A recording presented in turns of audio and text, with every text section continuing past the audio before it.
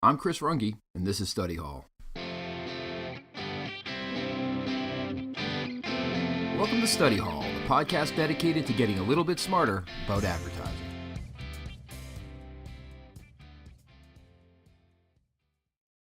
Hi, this is part 2 of our interview with Scott Costin. If you want to know about Scott and the book, listen to part 1. The full introduction is there. And as a reminder, the opinions expressed by Scott are his own and do not necessarily reflect the opinions of his employer. Thanks. I just want to throw it open to you and Robin. How can a company succeed in creating the right culture, and how can marketing help with that? Okay, I think the first priority is you have to have a product that is really genuinely useful, efficacious, safe, priced well. Okay, so that's a given. You have that. That's chapter 3, product and culture. But once you have that, the culture of the organization is incredibly important. Oh my gosh. And there's so much out there right now around culture. I love Simon Sinek. I love Brene Brown. I love all these people who talk about vulnerability, Marcus Lemonis. All these people talk about vulnerability as really a prerequisite for a healthy culture, because it's what creativity and innovation come from, is when people are free to express and safe to express their ideas. If you can develop a culture around with that as a fundamental premise, boy, do you have an upper hand. A healthy culture in an organization is one where people feel safe to communicate, to create, to put ideas out there, to share. And it's not going to be used against them. And I can't even believe I have to say that, but I've seen it. Well, I think that's actually quite common. It's common in a lot of organizations I worked in too, in New York on Madison Avenue. It's an unfortunate reality, but I think it's also changing thanks to the work of a lot of different people who identify and understand the priority and the value to organizations of supporting something like this. So this gets back to what I was talking about earlier in response to a couple of questions, was the listening to input from the field, listening to that and applying it where it's productive and useful, and acknowledging that it's relevant and valuable and important to the organization. I think that's an incredibly valuable starting point for any organization if they want to refine their culture, is genuinely be interested in what the organization has to say at the feet on the street level. They're the people who maybe know better than anyone what our customers really want and need. I wonder, Robin, what your perspective is on that, and then I'll weigh in with some thoughts there. Yeah, Scott, I think it's a great point that Scott brings up is there's a lot of organizations out there, and especially ones that I've been a part of, that value that voice of the field and voice of the customer, but voice of the field is always a priority for the marketing organizations, at least that I've been exposed to and a part of. But what's not always talked about, and that's why I think it's great, Scott, that you bring up the point, is the real voice of the field. So I'm sure if you ask any marketer for, especially within a healthcare focused organization, how many field rides they've gone on and how often they're out in the field. And the answer is often surprising how often marketing is in the field.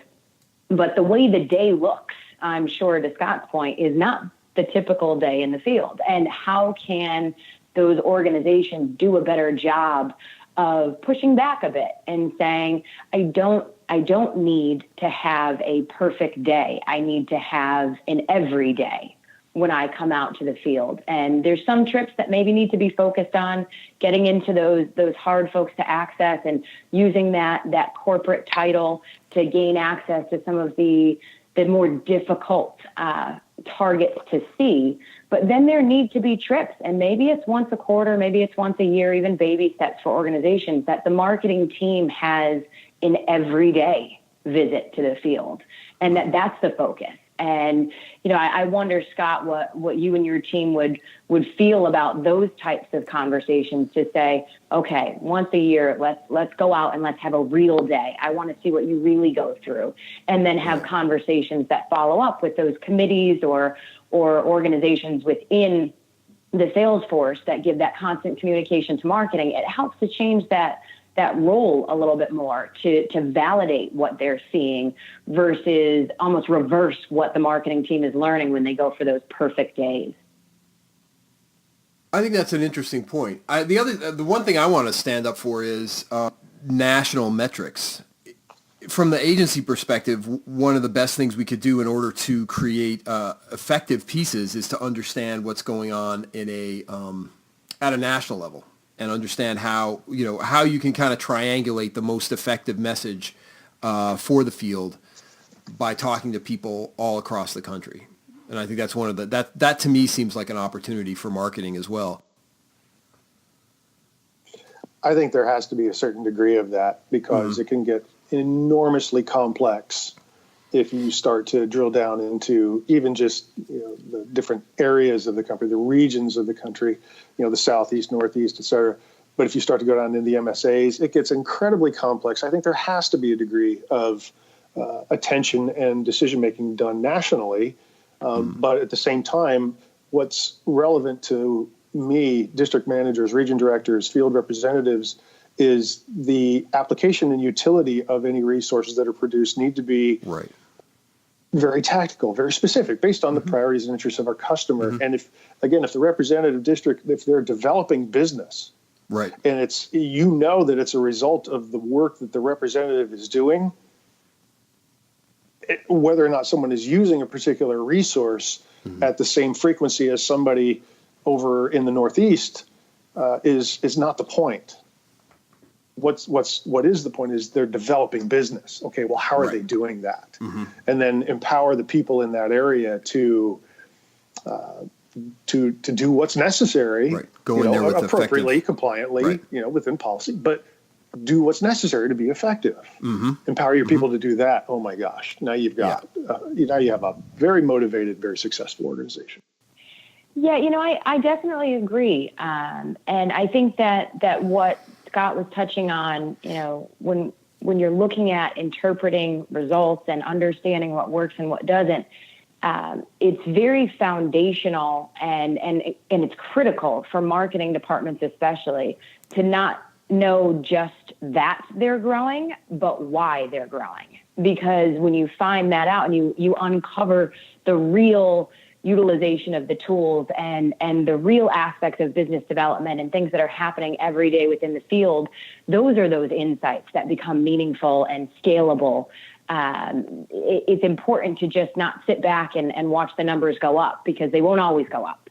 And so you need to enable yourself with that direct communication with the field and that real feedback, that real voice from the folks that are out there every day in the field, to be able to understand how to keep that momentum going and what to do when things start slowing down.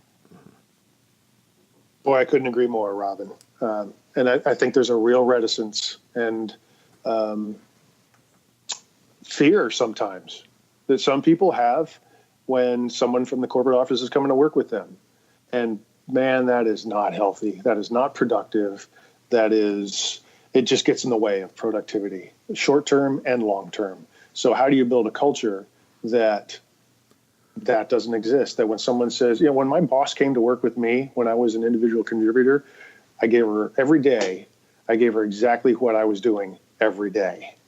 And sometimes I didn't have an appointment for several hours during the day because I couldn't get one, and it didn't happen that day. Right. But I went over in intimate detail everything that I was doing, what I needed, what resources were going to be useful to me. I gathered her insights, her thoughts, what she felt might be helpful and useful to me.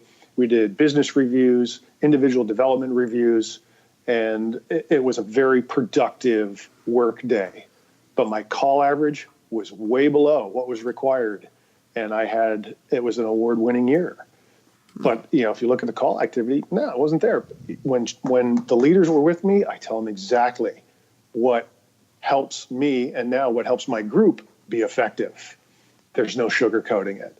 And I feel like I'm taking some risk in doing that. I absolutely do. But I know in this organization, at least, and in others that I've worked with, it's a calculated risk. It's not really a risk because that's what's genuinely seen as useful and helpful to our customers. And as a result, to the marketing team, to the leaders, to sales operations, that's what they want to know. The real deal. What's really going to be helpful to us. I love the book. And I want to let all the study hallers know where they can pick it up. So where's the best place to get a hold of your book? Probably the best place that you can get a hold of most books, Amazon.com. The Doctor Won't See You Now. It's readily available. I discounted the price to make it easier for people to get, $14.95 plus the usual shipping tax, etc. So yeah, The Doctor Won't See You Now on Amazon. The Doctor Won't See You Now on Amazon.com. Yes, sir. Everybody should go out and get that. You do yourself a favor. It would be cheap at twice the price. I agree. Congratulations, you just got out of study hall. I want to thank Henry Veloso for the music and say sorry about the editing. I did it myself. Study Hall is sponsored by Douglas & Runge, an advertising and marketing consultancy. See you next time.